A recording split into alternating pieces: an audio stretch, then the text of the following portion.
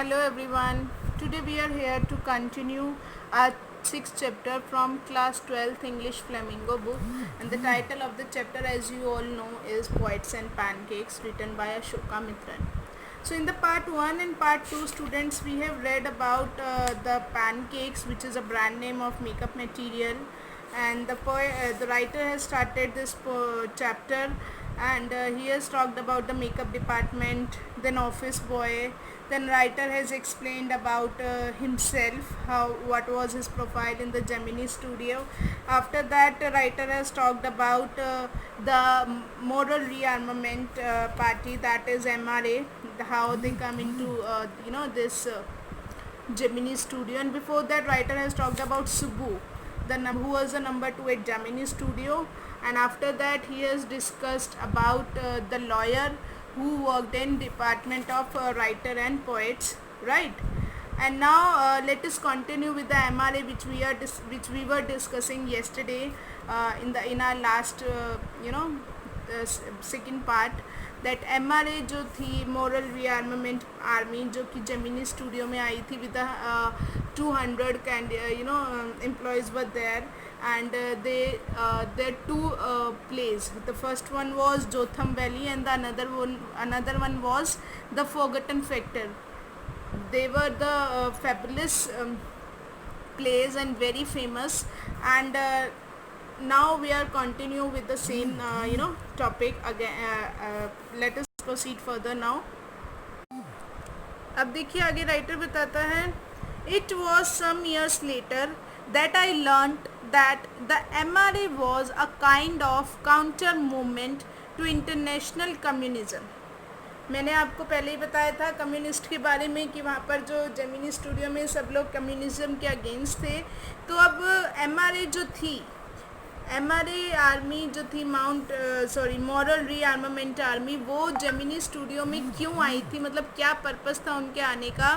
तो राइटर कहते हैं कुछ सालों बाद मुझे पता चला कि जो MRA थी वो एक तरह से इंटरनेशनल कम्युनिज्म जो है उसका काउंटर पार्ट थी, मतलब उसके ऑपोजिट एक मूवमेंट चलाई गई थी.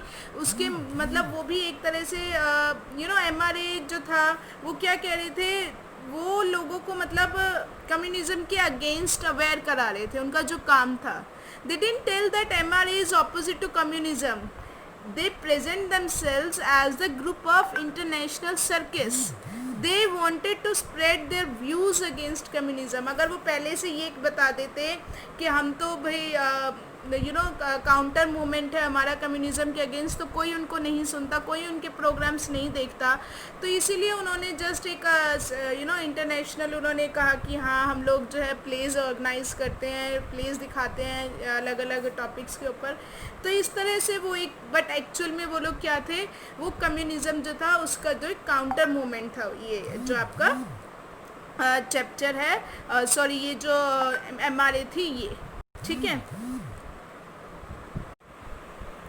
चलिए आगे देखते हैं. एंड द काउंटर चलिए आगे देखते हैं. And the big bosses of Madras like mister Vasan simply played into their hands. अब कहते हैं लेकिन ये जो बिग बॉस थे मद्रास के, मिस्टर वासन की तरह, वो क्या हो गए, simply played into their hands, मतलब वो बेवकूफ़ बन गए. कैसे बेवकूफ़ बन गए, मतलब उन्हें भी नहीं पता था कि ये जो MRA है ये एक काउंटर मूवमेंट है कम्युनिज्म के अगेंस्ट. तो उन्होंने उनका होस्ट किया, उनका वेलकम किया, वो उनके होस्ट बने. तो इस तरह से मतलब इसमें कह रहे हैं कि उन लोगों को भी नहीं पता था कि वो लोग जो हैं बस जो है उनका एक ज़रिया बन रहे थे, राइट. क्योंकि अगर इन्हें पता होता तो पता नहीं ये लोग कैसे रिएक्ट करते, शायद ये उनको वेलकम भी ना करते, उनका होस्ट ना बनते. तो कह रहे हैं कि ये जो बड़े बड़े जितने भी वहाँ पर बिग बॉसेस थे वो सब जो थे इन MRA के हाथों में मतलब कि उनसे बेवकूफ़ बन गए. I am not sure however that this was indeed the case, for the unchangeable aspect of these big bosses and their enterprises remained the same, MRA or no MRA. अब आगे राइटर बताते हैं कि मैं श्योर नहीं हूँ, but that this was Indeed the case, मतलब ये कोई केस भी नहीं था जिसकी वजह से मैं यूँ कहें कि इन बिग बॉसेस को जो है इस एमआरए का कोई ज़्यादा इफेक्ट पड़ा हो। अनचेंजेबल एस्पेक्ट मतलब कोई उनके ऊपर कोई ज़्यादा इफेक्ट नहीं पड़ा था, ठीक है, उनका मतलब वो चेंज नहीं हुए थे, उन पर कोई इफेक्ट नहीं पड़ा। Their enterprises remain the same, उनका काम धंधा वही सेम था। एमआरए चाहे हो चाहे ना हो, चाहे आई थी या ना आई थी, उनके काम में कोई फ़र्क नहीं पड़ा, वो एज़ यूजुअल काम कर रहे थे, वो एज़ यूजुअल चल रहे थे। इंटरनेशनल कम्युनिज्म और नो इंटरनेशनल कम्युनिज्म, चाहे कम्युनिज्म हो चाहे ना हो, एमआरए आए चाहे ना आए, उनके काम धंधे पर कोई इफेक्ट नहीं पड़ा। अनचेंजेबल एस्पेक्ट था एमआरए उनके लिए, मतलब उनके ऊपर ज़रा सा भी बदलाव नहीं आया। The staff of Gemini Studio had a nice time hosting 200 people of all hues and sizes of at least 20 nationalities. कहते जो जेमिनी स्टूडियो का जो स्टाफ था उनको होस्ट करने में बहुत अच्छा लगा। 200 लोगों को ऑल यूज़ मीन्स जो डिफरेंट कलर्स के sizes, different colours and sizes, मतलब जो 20 नेशनैलिटीज़, वो अलग अलग 20 कंट्रीज़ के लोग थे, तो ऑब्वियसली उनके कलर्स, उनका जो फिज़िक होगा वो अलग अलग होगा। तो कहते हैं कि जेमिनी स्टूडियो और उनके स्टाफ को अच्छा टाइम लगा कि वो उन्होंने जब 20 नेशनैलिटीज़ के 200 लोगों को होस्ट किया, तो that was the nice time for them. It was such a change from the unusual collection of crowd players waiting to be slapped with thick layers of makeup by the office boy in the makeup department। कहते हैं ये एक usually जो हमारा collection होता था crowd players का, बहुत सारी जो भीड़ जो होती थी जब वो इकट्ठी होती थी, तो उनके ऊपर एक मेकअप की एक थिक लेयर का स्लैप लगाया जाता था, मतलब उनके ऊपर एक ब्रश मार दिया जाता था उनके फेस पर। ऑफिस बॉय जो करता था मेकअप, उन सब से ये अलग था, हट कर था। तो ये जो चेंज था जेमिनी स्टूडियो और उनके स्टाफ को अच्छा लगा। A few months later, the telephone lines of the big bosses of Madras buzzed, and once again we at Gemini Studios cleared a whole shooting stage to welcome another visitor। अब writer क्या बता रहे हैं कि अब यहाँ तक topic तो वो एमआरआई का था, वो ख़त्म हो गया। अब आगे बताते हैं कि कुछ महीनों बाद टेलीफोन लाइंस दोबारा से बज हुई, दोबारा से जो थी मद्रास के बिग बॉसेस की टेलीफोन लाइन बजी, और वंस अगेन हम लोग जो थे जेमिनी स्टूडियो में, हमने अपना जो शूटिंग स्टेज था उसे फिर से खाली कर दिया था एक और नए विजिटर को वेलकम करने के लिए। All they said was that he was a poet from England. अब वो कहते कि किसी को नहीं पता था वो विजिटर, जो वो गेस्ट आ रहे हैं वो कौन है, तो वो सब यही कह रहे थे कि वो एक इंग्लैंड के एक पोइट हैं। The only poets from England and the simple Gemini Studio staff knew or heard of was Wordsworth and Tennyson. अब सारे, अब देखो पता चल गया कि हाँ जेमिनी स्टूडियो में कोई पोइट आ रहा है इंग्लैंड का। अब वो कहते हैं कि जो जेमिनी स्टूडियो का जो स्टाफ था वो सिंपल सीधा सादा सा जो स्टाफ था, वो इंग्लैंड के कुछ ही उनको जानते थे। किसको जानते थे, किसका नाम सुन रखा था उन्होंने इंग्लैंड के पोइट्स का? वर्ड्सवर्थ और Tennyson. The more literate ones knew of Keats, Shelley and Byron. और जो थोड़े ज़्यादा पढ़े लिखे थे स्टाफ में, वो कीट्स, शेली और बायरन को भी जानते थे। And one or two might have faintly come to know of someone by the name Eliot। और कहते शायद एक दो ने faintly come to know, मतलब हल्का हल्का सा सुन रखा होगा, किसी के द्वारा, किसी के थ्रू उन्होंने सुन रखा होगा। इलियट का नाम भी सुन रखा होगा, he is also famous poet. तो कहते हैं कि जो जेमिनी स्टूडियो का जो स्टाफ था उन्होंने इन्हीं लोगों के नाम, इन्हीं पोइट्स के नाम सुन रखे थे। Who was the poet visiting the Gemini Studio now? तो अब राइटर यहाँ पे कहते हैं कि सोच रहे थे वो लोग कि अब कौन जेमिनी स्टूडियो में कौन सा पोइट आ रहा है। He is not a poet, he is an editor, that's why the boss is giving him a big reception. वो लोग गेस कर रहे थे कि कौन आने वाला है, क्या नाम होगा उसका। तभी उनमें से किसी ने बोला कि वो पोइट नहीं है, वो एक एडिटर है। और यही वजह है कि जो बॉस है, मतलब जो वासन है, वो है यहाँ के जो बॉस हैं एस वासन, वो जो है उन्हें इतना बड़ा रिसेप्शन दे रहे हैं। Vasan was also the editor of the popular Tamil weekly Anand Vikatan. अब देखिए वासन जो है यहाँ पर जेमिनी स्टूडियो के बॉस हैं, तो वो कहते हैं कि जो वासन है वो भी एक तमिल वीकली जो एक न्यूज़पेपर आता है, फेमस न्यूज़पेपर था तमिल का, आनंद विकटन, उसमें वो एडिटर थे। तो कहते हैं क्योंकि ये वासन एडिटर है तो आने वाला जो गेस्ट है वो भी एक एडिटर है, तभी तो जो हमारे बॉस है उनको इतना बड़ा रिसेप्शन दे रहे हैं। He was not the editor of any of the known names of British publication in Madras. वो कोई बहुत फेमस मद्रास में जो ब्रिटिश पब्लिकेशन थी, कोई बहुत फेमस न्यूज़पेपर के एडिटर नहीं है। That is those known at the Gemini studio. बस यही जेमिनी स्टूडियो में जो स्टाफ था उनको इतना ही पता था कि वो एक एडिटर है, बट बहुत जाने माने न्यूज़पेपर के एडिटर नहीं है, कोई छोटे मोटे के एडिटर होंगे। Since the top men of the Hindus were taking the initiative, the surmise was that the poet was the editor of a daily, but not from the Manchester Guardian or the London Times.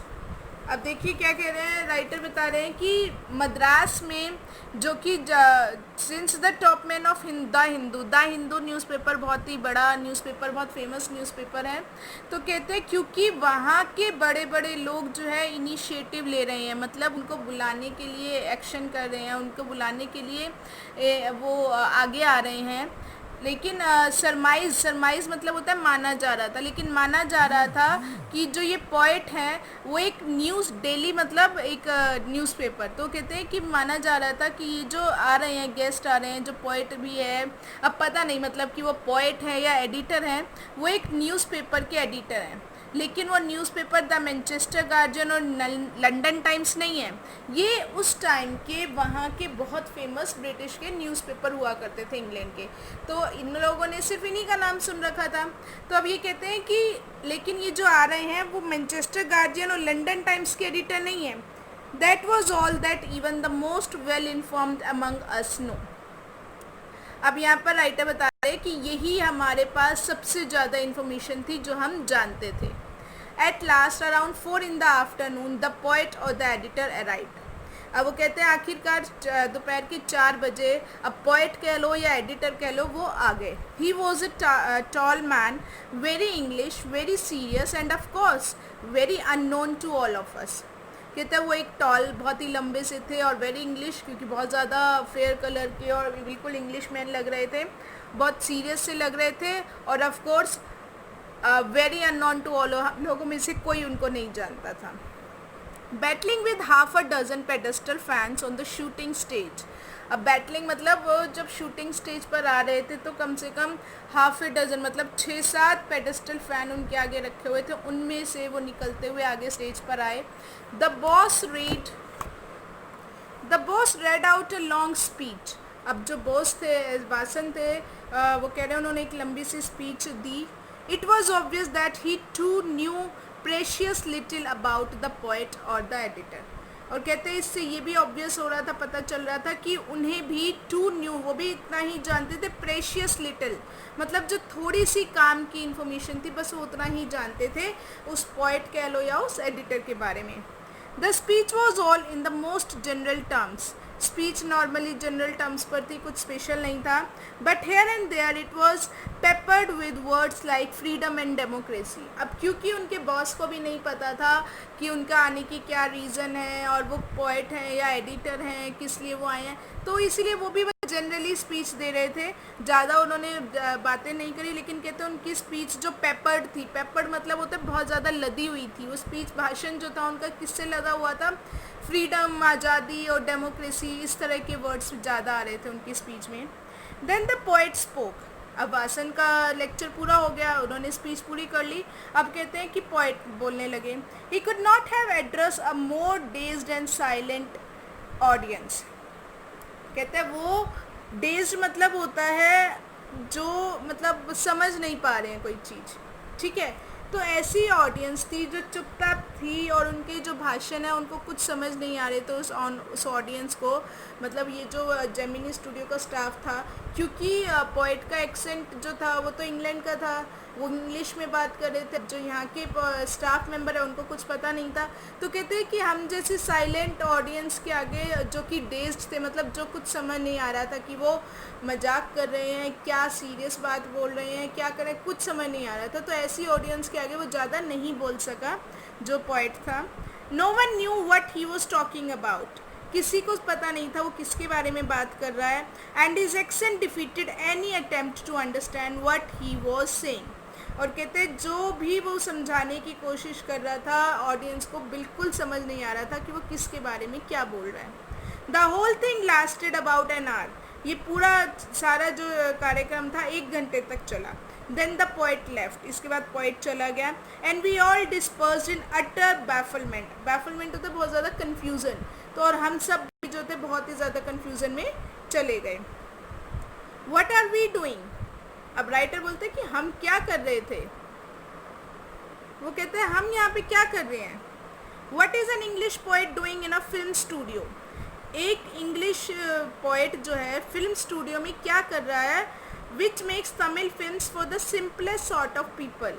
और वो भी जो film studio किसका है, जो कि Tamil film बनाता है बहुत ही सीधे साधे लोगों के लिए. People whose lives least afforded them the possibility of cultivating a taste for English poetry. वो लोग जो कि बहुत ही मुश्किल है जिनके लिए ये क्या करना, पॉसिबिलिटी ऑफ कल्टिवेटिंग. कल्टिवेट करना मतलब किसी चीज़ को मतलब उगाना या सीखना. मतलब यहाँ के लोग अब इंग्लिश पोइट्री में अपना टेस्ट नहीं डेवलप कर सकते हैं. राइट. वो अब इंग्लिश पोइट्री नहीं सीख सकते हैं. तो कहते हैं ऐसी जगह पर इस पोइट का आने का क्या रीज़न था और हम सब क्या कर रहे थे यहाँ पर. The poet look pretty baffled too. कहते पोइट भी बहुत ज़्यादा इवन कंफ्यूज लग रहा था. For he too must have felt the sheer incongruity of his talk about the thrills and travails of an English poet. अब poet जो है उसे क्या लग रहा था, sheer incongruity. sheer होता है मतलब एकदम बिल्कुल, incongruity मतलब unsuitable. अब कहते हैं कि पोइट को भी बहुत ही बिल्कुल ही मतलब बेतुकी सी चीज़ लग रही थी उसकी बातें करना about the thrills and travels. Travels होते हैं कोई जैसे पर्सन अपनी लाइफ में कितना स्ट्रगल करके कोई पोजीशन अचीव करता है तो उसे ट्रैवल्स बोलते हैं. तो कहते हैं कि वो उस बंदे ने अपनी स्पीच में जो थ्रिल के बारे में बात कर रहा है कि उसने अपनी लाइफ में क्या क्या फेस किया है, कैसे उसने स्ट्रगल किया एक इंग्लिश पोइट बनने के लिए. तो ये सारी बातें जो वो कर रहा था, कहते उस पोइट को भी लग रहा था कि ये सारी बातें यहाँ पर करना बिल्कुल ही मतलब अनसुटेबल, बहुत ही बेकार सा था. His visit remained an unexplained mystery.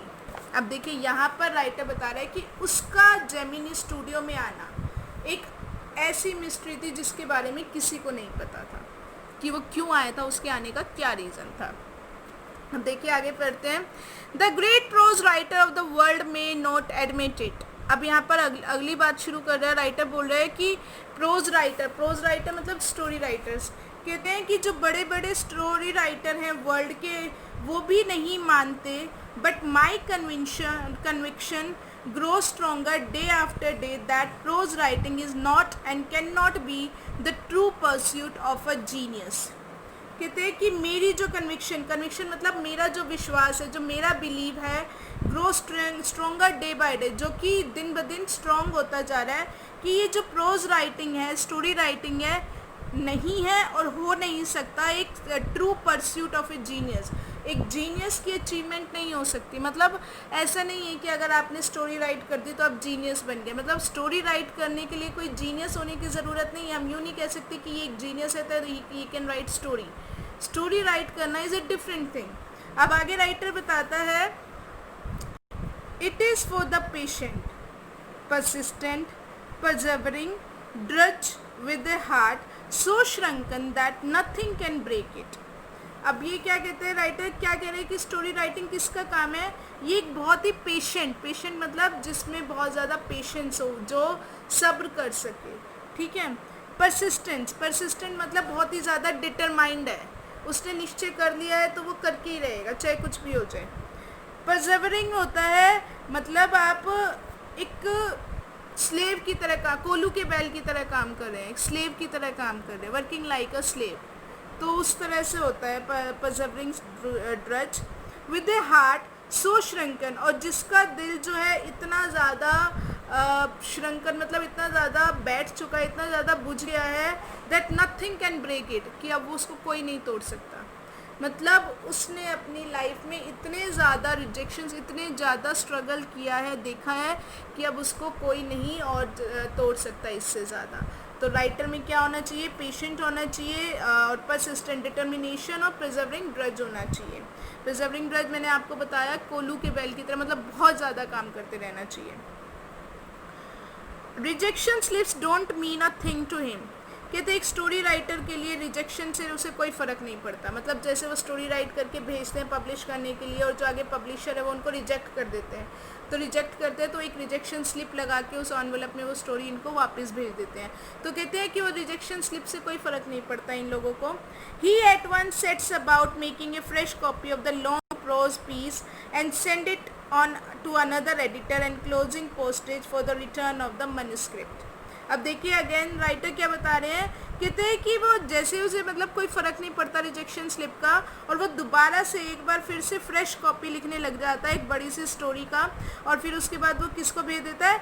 Editor को भेज देता है, और उसके साथ क्या एनक्लोज कर देता है, मतलब अपनी स्टोरी तो भेज रहा है एनवेलप में, उसके साथ साथ वो क्या करता है, वो एक रिटर्न का भी एनवेलप भेज देता है उनको, कि उन्हें पता होता है कि ये रिजेक्ट कर देंगे। अब रिजेक्ट करेंगे तो वो कहते हैं ये लो हम एनवेलप साथ भेज रहे हैं, आप इसी एनवेलप में ही हमारी स्टोरी हमें वापस हमें रिटर्न कर देना, हमें वापस से सेंड कर देना। ठीक है, तो इस तरह से कहते हैं कि जो राइटर है उन्हें कोई फ़र्क नहीं पड़ता है, जो ये स्टोरी राइटर्स होते हैं they are very we can say patient, उनमें बहुत ज़्यादा पेशेंस होता है। आगे देखिए राइटर बताते हैं, it was for such people that the Hindu had published a tiny announcement in an insignificant corner of an unimportant page, a short story contest organized by a British periodical by the name the Encounter. अब आगे writer बता रहे हैं कि इन्हीं लोगों के लिए, फॉर सच पीपल मतलब ये जो स्टोरी राइटर्स हैं, इन लोगों के लिए द हिंदू न्यूज़पेपर जो पब्लिश होता है वहाँ पर उन्होंने एक छोटी सी टाइनी मतलब एक बहुत छोटी सी अनाउंसमेंट की है, जो कि एक इनसिग्निफिकेंट मतलब जिसकी ज़्यादा वैल्यू नहीं होती है, ऐसे एक छोटे से इनसिग्निफिकेंट कॉर्नर में बहुत ही अनइम्पॉर्टेंट पेज, ऐसा पेज जिसकी कोई इम्पोर्टेंस नहीं होती है न्यूज़पेपर के, उस पेज पर एक छोटे से कॉर्नर पे जो द हिंदू न्यूज़पेपर है उसने एक अनाउंसमेंट की है। और क्या अनाउंसमेंट की है? A short story contest organized by a British periodical by the name the Encounter. वो उन्होंने क्या है कि जो एक ब्रिटिश पीरियोडिकल मतलब न्यूज़पेपर या मैगज़ीन, अब यहाँ पर जो है द एनकाउंटर ये एक मैगज़ीन का नाम है, तो कहते हैं कि ब्रिटिश जो एक मैगज़ीन है द एनकाउंटर, उन्होंने एक शॉर्ट स्टोरी कॉन्टेस्ट जो है ऑर्गेनाइज किया है। Of course, the encounter was not a known commodity among the Gemini literati। अब कहते हैं कि और ये क्लियर है कि जो लोग द एनकाउंटर जो न्यू मैगज़ीन है उसे जेमिनी स्टूडियो में लिटरेटी मतलब वो लोग जिनको पढ़ने लिखने का ज़्यादा शौक़ है, वो लोग भी बहुत अच्छी तरह से नहीं जानते थे द एनकाउंटर मैगज़ीन के बारे में। I wanted to get an idea of the periodical before I spent a considerable sum in postage sending a manuscript to England।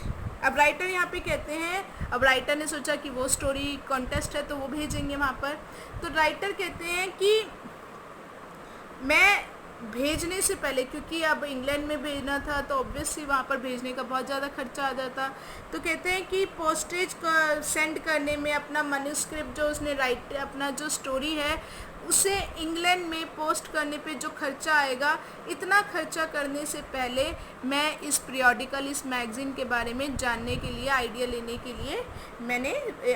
के बारे में मैंने सोचा।